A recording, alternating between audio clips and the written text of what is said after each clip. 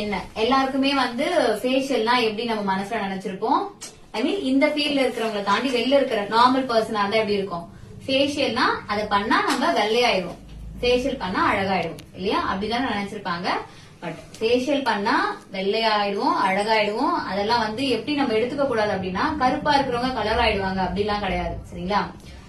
அழகா ஆகும். எப்படி அழகா ஆகும் அப்படின்னா கருப்புல இருந்து வெள்ளையா மாறுறது ஆக்சுவலி அழகே கிடையாது இல்லையா. அழகுன்றது எப்படி, எந்த ஸ்கின் டோனா இருக்கட்டும் பட் அவங்க ஸ்கின்ல ஒரு ப்ராப்ளம் கூட இல்லாம, எக்ஸாம்பிளுக்கு ஆக்னி, பிளாக் மார்க், பிம்பிள் ஆர் ஏதோ ஒரு டேமேஜா இல்லாம ஸ்கின் பாக்குறதுக்கு நல்லா க்ளோவியாவும் ஷைனா இருந்துச்சுன்னா அதுதான் அழகான ஸ்கின் சரிங்களா. அந்த அழகு நம்ம கொடுப்போமே தவிர கருப்பு வெள்ளையாக்குற அந்த அழகு கிடையாது இதுல சரிங்களா. சோ ஃபர்ஸ்ட் அந்த அழகுன்றதே முதல்ல தப்பா புரிதல் இருக்கு, நீங்க புரிஞ்சுக்கோங்க. நம்ம அழகாதான் ஆக்குவோம், பட் ஃபேஸ்ல டேமேஜா இருக்கிற அந்த ப்ராப்ளம் எல்லாம் கிளியர் பண்ணி நமக்கு ஒரு பெர்ஃபெக்டான ஸ்கின் டோனை கொடுப்போம். சோ அந்த அழகு ஃபேஷியல் பண்ணா கண்டிப்பா கிடைக்கும். ஓகேவா.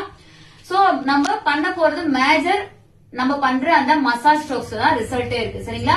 ஜஸ்ட் 300 rupees ஃபேஷியல் நீங்க பண்ணீங்கனாலும் நீங்க பண்ற மசாஜ் ஸ்ட்ரோக்ஸ் சூப்பரா இருந்துச்சு அப்படின்னா 5000 rupees ஃபேஷியல் ரிசல்ட் நம்மளால கொடுக்க முடியும்.